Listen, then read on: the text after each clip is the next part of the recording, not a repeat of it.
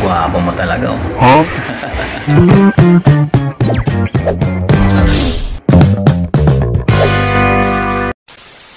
So yun po, no, what's up sa inyo mga pat, magandang umaga, tanghali, hapon, gabi. Yun, may energy na.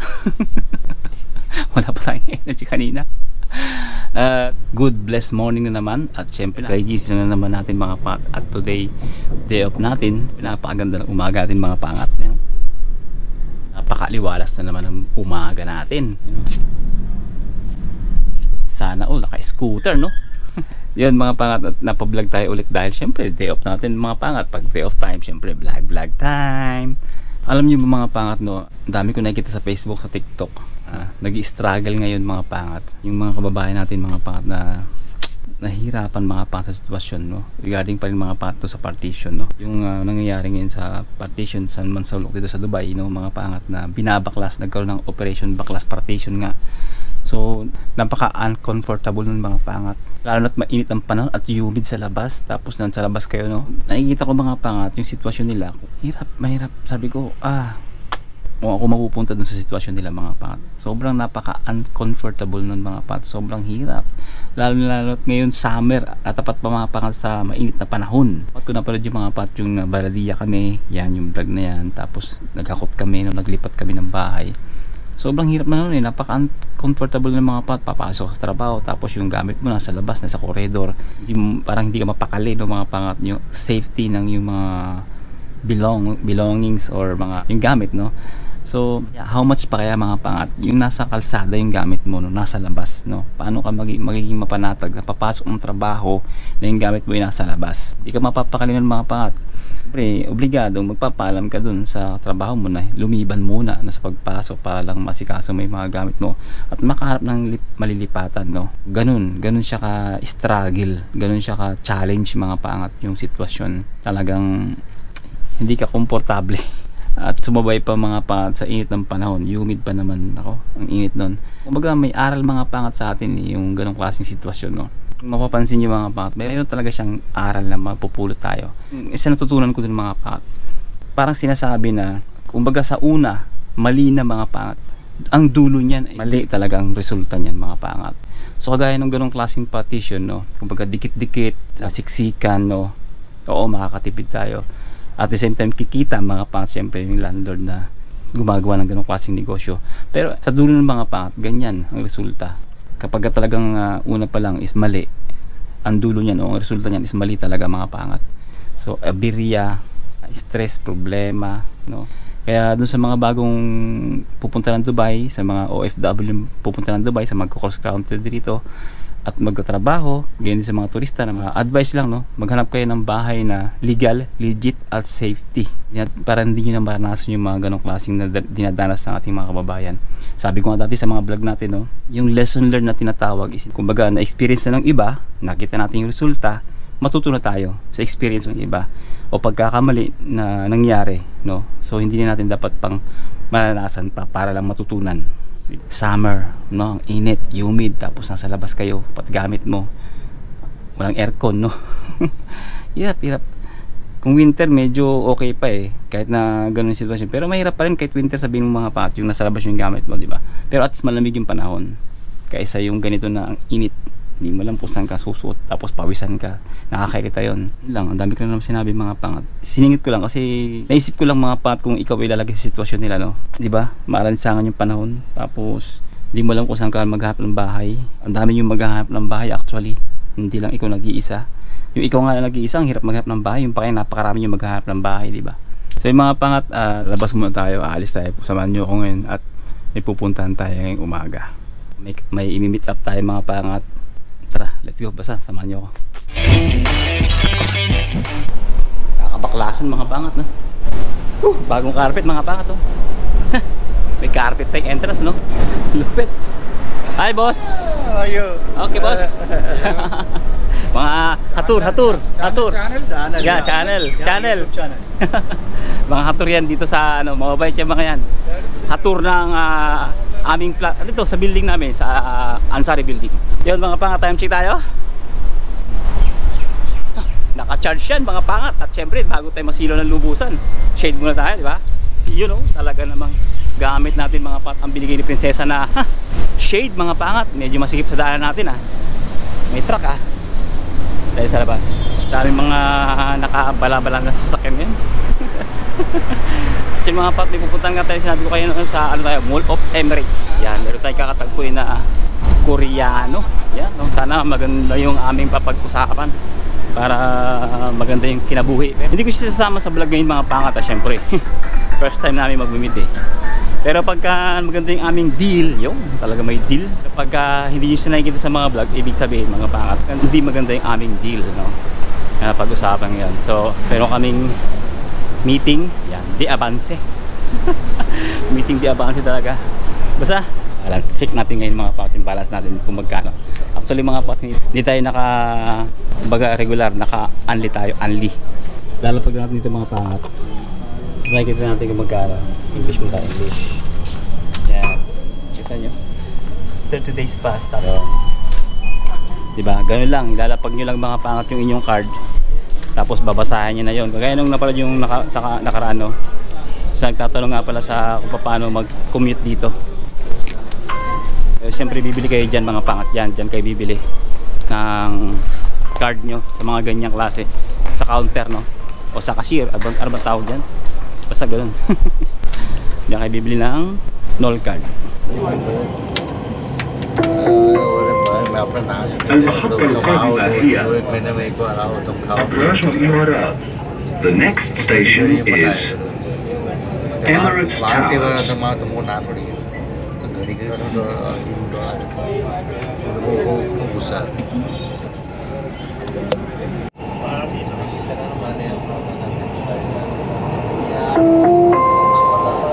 المحطة القادمة هي برج خليفة دبي مول. The next station is Burj Khalifa Dubai Mall.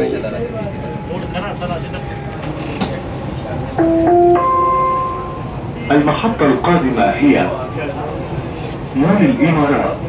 The next station is Mall of the Emirates.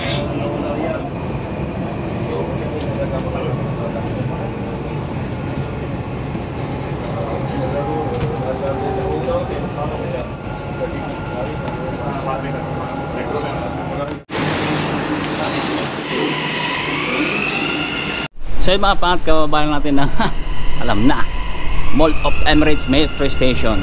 Yung mga pangat, no, kung nakita nyo mga pangat kanina, no, doon sa may Union, no, sa Laaldin pala, na nakita nyo mga pangat yung balance natin, dalawa yung nakasulat mga pangat, yung 30 days pass at saka yung tinatawag natin 5 dirhams ng mga pangat. Yung 5 dirhams na yun mga pangat, yun yung tinatawag natin regular, hindi siya nakasama sa unli. Kapag nag-load ka doon, naglagay ka doon ng balance mga pangat, any amount, nasi-separate siya mga pangat. For example, pag pupunta ka ng Ajman, dahil hindi na yung Dubai at hindi na yung sakop ng unlimited mo, doon siya magkakatas mga pangat, no, sa another amount na nakalagay doon. Yun, ganun siya mga pangat. So yun mga pat, hindi na ako pwede mag-vlog sa loob ng Mall of Emirates, no. So hindi na tayo muna magkita, may tayo magkita-kita pagkatapos ng pag-usapan. Papaliwanag ko lang sa inyo mamaya, no, kasi alam niyo na, medyo restricted tayo sa loob ng Mall of Emirates mga pangat. Kung isa to sa pinaka expensive na mall dito mga pangat, ang Mall of Emirates. Merong MOA ang Pilipinas, merong MOE ang UAE. Hindi ko kayo sasama sa loob, pero ewan ko lang kung makakapag-clips ako sa loob mga pangat. Pero try natin. So yung mga pangat, nagantay tayo sa tapat ng Box Cinema kasi dito yung meet up natin mga pangat ng Koreano message ko na siya pero hindi pa nag-reply mga pangat. Alam mo, nandito lang sa ligid ng puno ng linya. Labak mga pangat, no?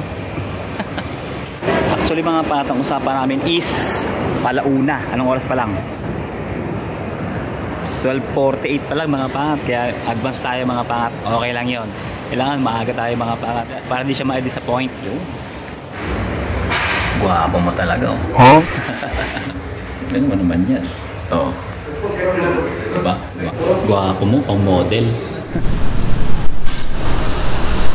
So yung mga pangat, tapos lang natin makipag-usap kay Korean. Yan.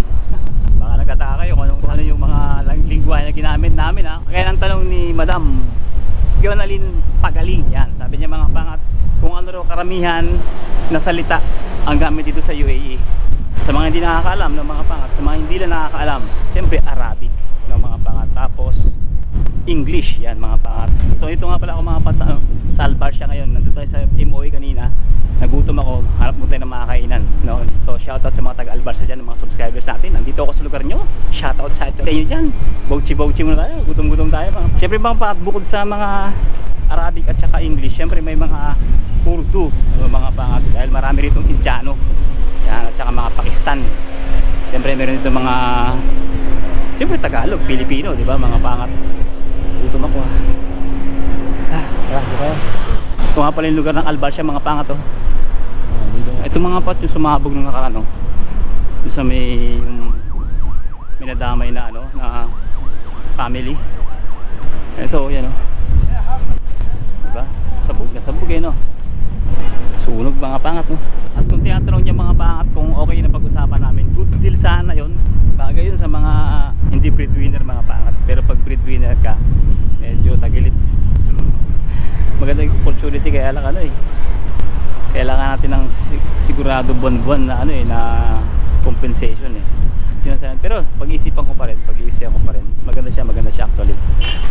Kumbaga dun ka ma-develop and makikita mo yung iyong another person, no? Kumbaga panibagong ikaw. Kaya lang marami tayong dapat i-consider. Dami rin kababayan natin mga pangalit sa ano, sa Albarcia, no? Dami rin mga nakatira dito ng mga Pilipino mga pangat actually. Sa lugar ng Albarcia. Dami rin nakatira mga kababayan natin. Tsaka mga ibang lahi syempre. Ando dito mga pangat eh, malapit to sa site namin dyan sa may Pam Jumaira. Dito nakatira yung mga kasama ko lahat, yung mga katrabaho ko sa Adagio. No, mga technician ha. So yung mga pangat, kain muna tayo. Good talaga ako. Tambay muna tayo ito. Ayun mga pat yung MOE oh. Mga pangat, medyo mahangin. Hindi lang medyo, mahangin talaga. So ayun mga pat, pag-usapan natin mga pat yung ano no, yung normal, okay. Yung nangyayari sa Ariga mga pangat no. Mahirap no mga pangat yung sitwasyon nila ngayon no. Sabi nga ni Jenna Jens, yung lagi nagko-comment sa atin, how about the bed space? So yung bed space naman is hindi naman siya apektado as long as safety mga pangat. Chine-check lang talaga yung partition kasi mga pangat, alam nyo, pag sinabing partition, yan isolated no, as privacy. So pag sinabing privacy, kung hindi mo alam kung ano yung nangyayari sa loob at hindi mo alam kung ano yung mga ginagawa sa loob ng isang partition, alam nyo na siguro ang ibig sabihin ko kapag sinabing isolated or naka-privacy ka. So may mga nangyayari na mga pangat hindi natin alam. So isa rin yung sa dahilan siguro kung bakit pinapaklas at nililimitahan yung mga partition no. Sabi nga mga pat ni Pinoy OFW TV, sa labas maganda tingnan, pero ang tinitirhan mo, masahol ka pa sa squatter lang. Hindi ko pagtsatsaga ng ganyang sitwasyon. Mukha ka ng kawawa dito sa bansang pinuntahan ko. Kahit na hindi ganun ka-develop, hindi ganyan ang trato ng employer. Dito, libre pa bahay at may sasakyan kang sarili. May food allowance ka pa. Buhay amo ka talaga. At higit sa lahat, makakaipon ka talaga kasi malayo sa mga tukso. Tukso talaga eh, no? O tukso, layuan mo ako. Yung, thank you, bye. Thank you very much for the wonderful of good. Muli lang tayo mga patang vegetable fried rice. Ayan. Kasi mga pangat, ibas-ibas na tayo sa chicken. So, ang masasabi ko lang mga pangat kay Pinoy TV, yun, sana all, di ba? Magandang employer, tapos may sariling sakyan, may allowance, ganun, etc. So, maganda. At sana all, no, mga pangat na ganun yung sitwasyon. Pero unfortunately nga, hindi naman lahat ng nag-abroad ng mga pangat is ganun yung nangyayari. Dahil nandyan ka sa kung saan bansa ka man na ron, hindi nyo nabanggit mga pangat na magandang sitwasyon. So may choice ng mga pangat. Kasi pag ganito ka sa UAE, iba kasi ang sitwasyon. Yan. Kumbaga, sabi ko nga, sa lahat ng mga nag-abroad, hindi pare-pareho ang mga sitwasyon natin, no? Talagang may magandang sitwasyon, may magandang napupuntahan, at siyempre may mga nakakalungkot din na napupuntahan. So hindi pare-pareho. Kaya sana, I wish ko lang no, sa lahat ng mag-abroad no, na maganda ang trato ng mga employer, may magandang natitira na makapagpahinga talaga ng maayos, may free food no, mga pangat. At siyempre higit sa lahat yung na may comfortable ka na transportation. Ngayon nga may sakyan. At siyempre hindi naman lahat ganun no, mga pangat. Kasi nga sabi ko nga, dito sa UAE talaga mga pangat, nagkatsaga ang tao sa mga partition o sa mga siksikang parang sardinas dahil para makatipid lang. Dahil nga sa mahal ng tirahan dito sa UAE no. Sabi nga ni Francis Dibon mga paangat, grabe nga, mahal at liit ng room. Lalo na dyan sa Business Bay area. One way ang daan sa hallway. Yung mga pangat yung sinasabi ko, no, na siksikan talaga. At dyan sa Business Bay talaga mga pangat, ginto ang tirahan dyan. Alam nyo kung bakit? Malapit sa downtown ng Dubai yan eh. Kumbaga malapit yan sa Burj Khalifa mga pangat. So mahal talaga ang tirahan dyan, no, mga pangat. So ang nakaka-afford lang dyan mga pangat, yung may mga gandang salary. Talagang sobrang mahal dyan. Kaya tayo mga pangat. Tara po.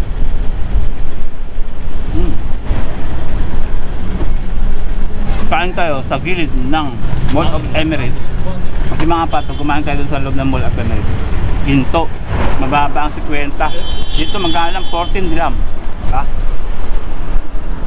Eto, sa loob 3 gram or 5 grams sa to. Dito 1 gram lang, diba? Mindset ba? Mindset. Kaya ba nila mainit dito? Pwede naman tayo sa loob. Kaya lang may mga tao dun eh.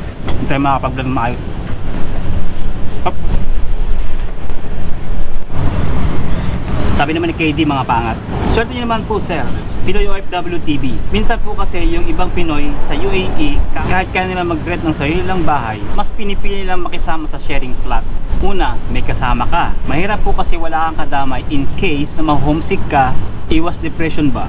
Second, sa ibang bansa kasi, kailangan natin mag-ipon. Di naman kasi tayo permanente, uuwi at uuwi din tayo ng Pinas.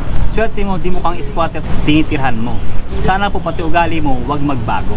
Mas pipiliin po siguro kung ako, tumira sa Squammy, wow, Squammy area, sa mas mabubuti, na mas masaya at mabubuting tao. And if I why, minsan sa Squammy, doon ang mga totoong tao. Squammy talaga. Yun, kung baga, depende mga pangat sa ano is, mindset ng mga pangat. Actually, dun sa sinabi ni Sir, no, Pinoy OFW, so parang ipinapakita niya lang na hindi siya nahihirapan kasi nga nasa mabuting sitwasyon siya. Parang gusto niya iparating sa atin na nasa UAE, no, na huwag tayong papayag na abusuhin, no, mga pangat. Pero yun nga, ang problema naman mga pangat, pag ikaw ay hindi mo na-experience yung sitwasyon na kung nasaan kami, no, nasa UAE nga, madaling sabihin, no, madaling sabihin na hindi ka magtsatsaga o hindi mo pagtsatsaga. Pero mga pangat kasi pag andun ka na sa punto na kung saan na-experience mo isang sitwasyon, doon mo lang masasabi mga pangat kung ano talaga ang dapat mong gawin. Dito sana nagigit yung point ko. Walang tama, walang mali doon sa mga sinasabi ng mga nag-comment sa nagkakaiba lang mga pangat sa perspective at sa mindset ng bawat tao o ng kakabasa o nakaka-interpret ng bawat sinasabi. Pero yun nga, may kanya-kanya tayong opinion, may kanya-kanya tayong pamamaraan kung paano tayo mabubuhay mga pangat bilang tao sa mundong ibabaw. Yan lang mga pangat, kahit saan man tayo makarating, always down to earth and be humble. Wala naman ako sinasabi na nagyayabang siya, pero kasi mga pangat, dun sa interpretasyon ng bawat nakakabasa, dun na nagkakaiba-iba mga pangat. Kagaya mga patang sabi ni Sahara, Sir Jen Official, buti sinagot mo ang comment niya. Ugaling Pinoy talaga, no, laging mayabang or magsalita. Yun, ngayon nga, sinabi ko kanina, depende mga pangat sa interpretasyon ng bawat tao na nakakabasa.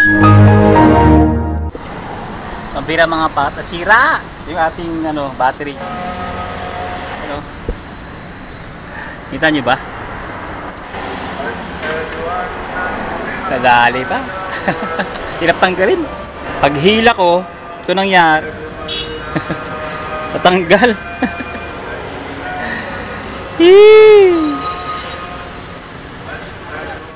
Tayo nating taktakin mga pangat.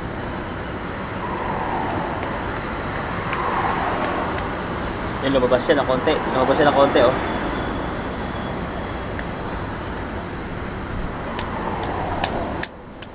Yun. Lumabas.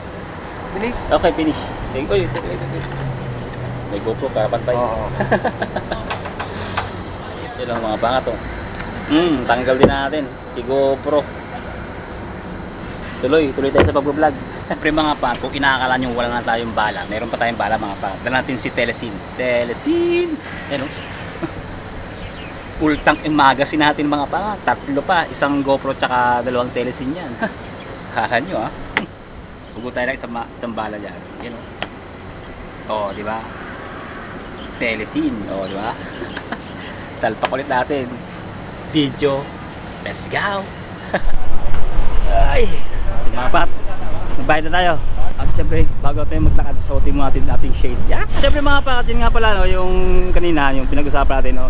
Yun nga, sabi ko kanina na bawat tao ay may iba't ibang prinsipyo, may iba't ibang pananaw, may iba't ibang mindset, no mga pangat. Doon sa mga comment, no, nabasa natin kanina, kaya ng sabi ni Madam, buti sinagot ko daw yung comment niya, medyo nahambugan siguro, nayabangan. Kasi mga pangat, minsan kasi meron tayong mga bagay na sinasabi na hindi naman natin na-experience. Kagaya ni Sir siguro, si Sir Pinoy, no, TV. Ang problema, nagsalita siya ng bagay na yon na hindi naman niya na-experience yung pinagdadaanan ng mga taong nasa UAE, no mga pangat, na bukod sa mahal na yung bahay is ano pa talaga, masikip, parang sardinas, no mga paangat. Kaya siguro may mga na-open kasi nga parang masasabi natin na isa siyang parang hindi respeto, parang gano'n, no? Pero para siyang tinamaan yung mga ego nung nasa UAE kasi nga parang sinabi na walang nagagawang paraan yung mga nandito para iwasan yung mga ganong klaseng pamumuhay, no? Gaya ng tirahan mo. Kasi mga paangat, bawat bansa may iba't ibang sitwasyon yan, no? Bawal yata rito doon sa tamang tawiran. May iba't ibang sitwasyon mga pangat ng pamumuhay. Gaya sa UAE mga pangat, ganun talaga yung usual o karaniwan na mga tirahan dito pag naka-live out ka. Naka-partition at saka naka-bed space, yung mga ganon. Kapag nasa accommodation ka naman, ibang usapan din yon. Ganun yung usual na pamumuhay na tirahan dito mga pangat. Kaya si Sir, hindi ko lang alam kung nasaan siyang bansa, no? So nabanggit niya yung ganun. Luckily, meron siyang choice, no? Tayo namang nasa UAE, ganun talaga yung sitwasyon natin, eh. Ito yung normal, no, na pamumuhay dito. Wala namang tama, walang mali. Kumbaga, nagbibigay lang ng kanya-kanyang opinion, kanya-kanyang paliwanag, kanya-kanyang experience, no, mga pangat. So, both sa inyo, maraming salamat sa mga comment nyo, no, sa mga pananaw nyo. Maraming salamat. I really appreciate it dyan. At sa mga nagkasagutan ng mga sa comment section natin, nagpapaliwanagan, maraming salamat sa inyo. At syempre, dahil dyan, nagkakaroon tayo ng mga natututunan, no, mga paut sa bawat isa. Meron akong alam na hindi nyo alam, meron kayong alam na hindi ko alam. Ganon din sa ibang tao. Kaya maraming salamat sa inyong mga comment. At talaga namang malaking bagay sa ating community. Yan. Takbo tayo mga pangat. Baka butan tayo ng pula. Takbo. Yun. Ganyan pa, di ba? Dito pula na, wag tayo tumawid. Maraming salamat sa panonood. Kung umabot ka sa punto ng video ito, siyempre, don't forget to like, share, and subscribe. At siyempre mga pangat, inuulit ko, shout out sa lahat ng mga taga Albarcia. Nandito ako sa inyong lugar. Yun, siyempre, think positive lang, good vibes. God bless you all. Sa lahat ng pagsubok at tagumpay, to God be the glory. See you in the next one. Albarcia, let's go. Mga gantong pagkakataon mga pangat, yan o. Diba, nahuhulog mga pangat. Galing sa taas yan, dito. Diba? Nahulog, marumi na to. Lalabahan ulit natin ito mga pangat. Yan ang problema mga pangat kapag nahulog tapos hindi nahulog sa lapag. Sumabit-sabit, hindi na makuha. Nilabahan pa naman ito ni Prinsesa kahapon.